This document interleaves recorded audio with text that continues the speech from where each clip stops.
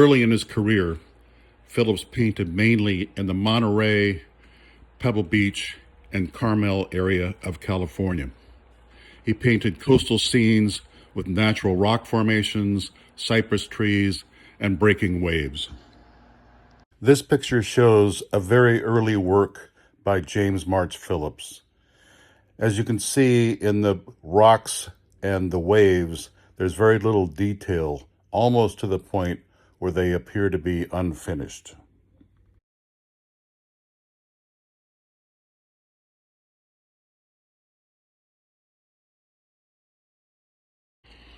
Over time, Phillips' paintings became more defined.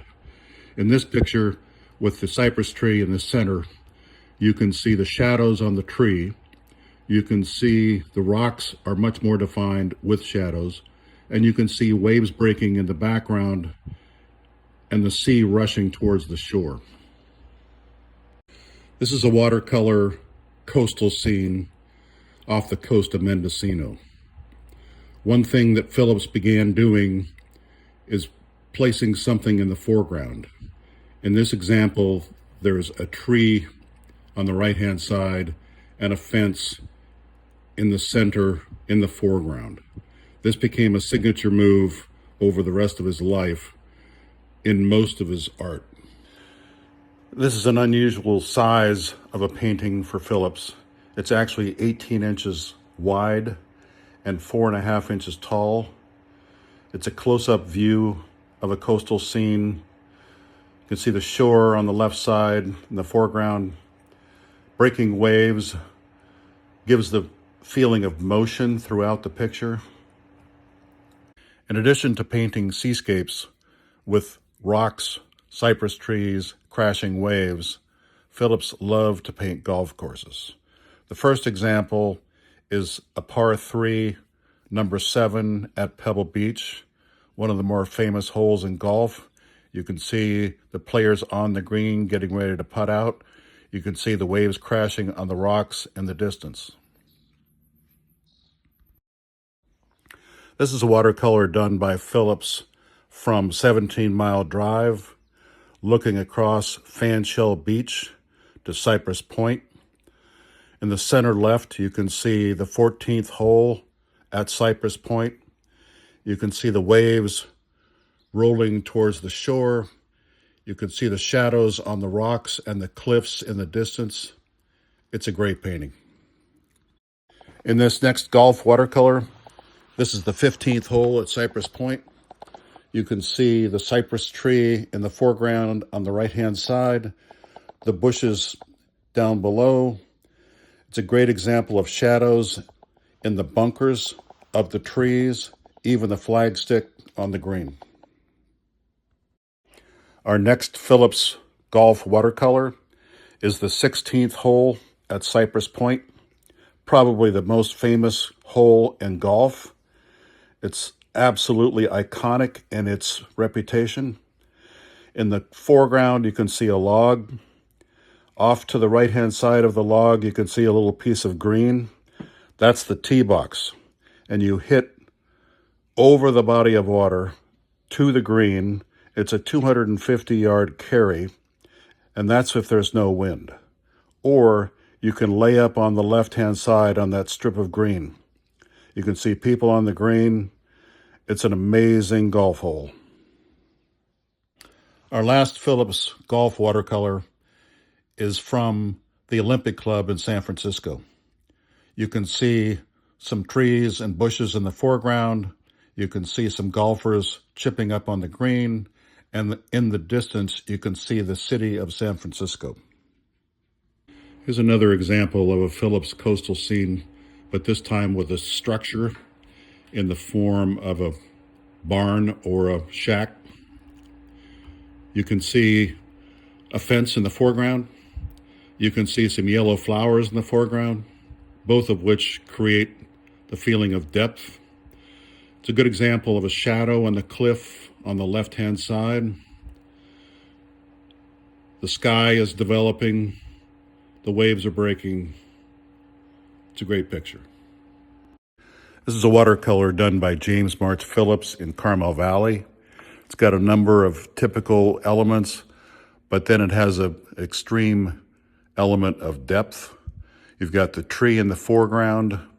You've got the yellow bush on the lower right-hand side, along with a fence that disappears along the road that curves and winds its way into the distance. You've got wonderful shadows on the foreground and in the distance. You've got the hillside that is very much in color, and then the ridge behind that, less color, and the ridge behind that, almost no color. It's a great example of a work showing depth and shadows and light. During the time Phillips was in the Monterey area, he often strayed from painting coastal scenes and golf courses and painted boats. This particular sailboat is in the harbor at Stillwater Bay in Pebble Beach. You can see boats racing in the distance. You can see the reflection from the masts of the boat in the water. You can see some wonderful shadows on the sailbags and quite a bit of detail on the deck of the boat.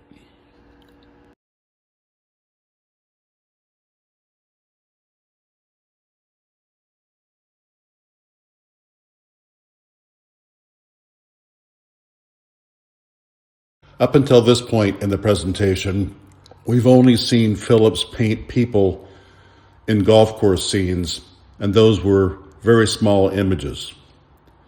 In this picture, we see people and activity in a marketplace either in Mexico or South America.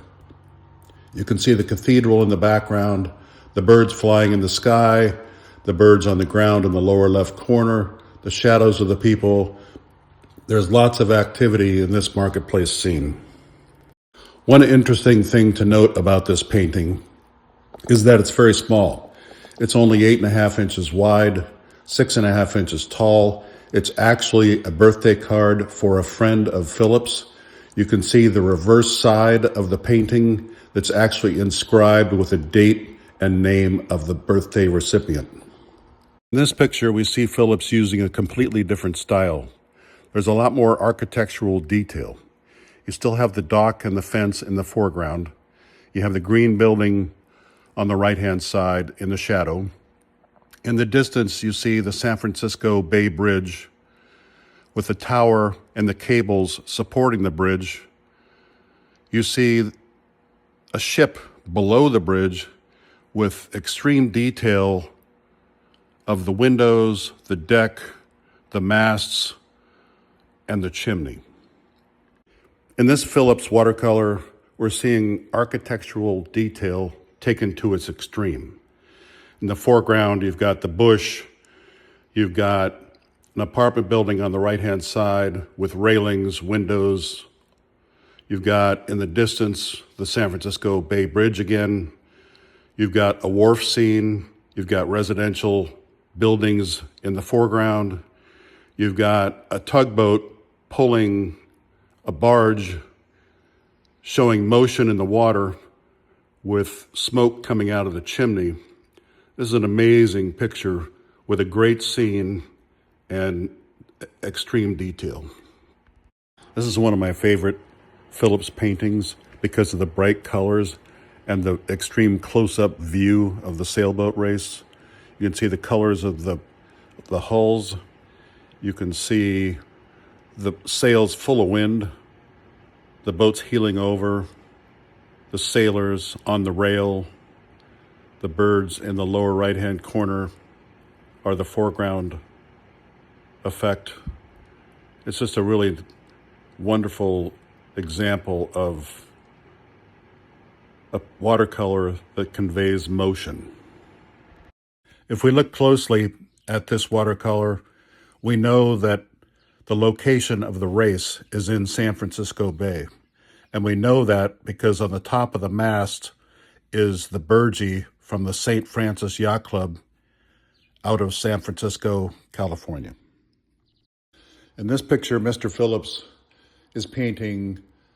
a ski scene at Dodge Ridge in California.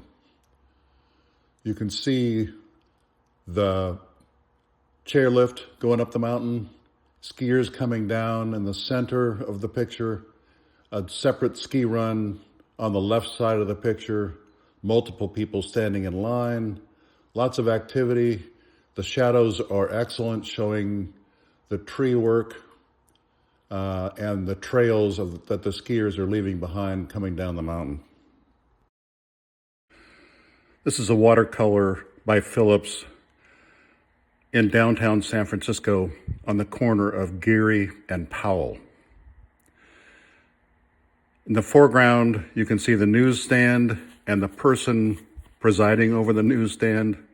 You can see the cable car coming down the hill, another one behind it, various cars, people all over the place, in the cable car, not in the cable car, the lady with the fur walking down the street in the center left of the picture. You can see birds near the tracks on the lower left corner. You can see the architectural detail in the building behind, which I just think is amazing. To try to draw those lines straight like that and get a perspective of a building. Then you've got the flags fluttering. You just see a lot of street motion. It's like the street scene is coming to life with the activity of the people. Here's another watercolor done in San Francisco in the late 60s or early 70s, combining architectural detail and boats. You can see the reflection of the boats and the buildings in the water. You've got a pier in the foreground on the lower left side. You've got the Art Institute twin buildings on the upper left. You can see the masts and the people on the boats, the use of shadows on the boats, the buildings and the detail with the signs that you can actually read. I just think it's an amazing painting.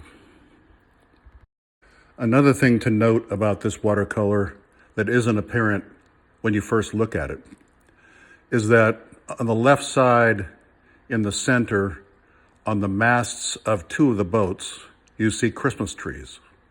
If you scan over to the right-hand side of the picture, in the center right, there's another Christmas tree on a mast of a different boat. This is a tradition in the past where fishing boats would adorn themselves with Christmas decorations, including Christmas trees.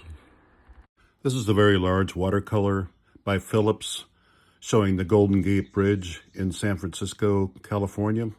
You can see the fishing boats in the foreground, the birds flying around, the shadow of the bridge on the water, the city of San Francisco in the background, and the bridge connecting San Francisco and Marin. This watercolor by Phillips actually exists. Unfortunately, it's not in my collection. What is in my collection is a postcard that was done in the late 60s, early 70s to promote San Francisco and tourism. Here's a watercolor of an intersection in San Francisco with a cable car turning. It looks very much initially like it could be a Phillips, but looking closer, it is not. There is no detail in the foreground. There is no architectural detail on the buildings in the background. When you look closely at the woman on the right in the yellow, you can actually see a signature that says Phillips, but not only that, it says 1972. So there are a couple things wrong here. First of all, I've never seen James March Phillips sign just Phillips. He always signs with all three names. Second of all, I've never seen him put a date below his signature. So you can see my comments to the eBay seller representing this as a James March Phillips. The interesting thing is that there really is a James March Phillips watercolor at the same intersection with the cable car turning and the red sign in the upper right-hand corner. Like a lot of street scenes in Phillips' later years in downtown San Francisco, we see a lot of activity. There are people moving about. They have different colored clothes on. The cable car is about to turn. You just see a lot of motion with people living their daily lives.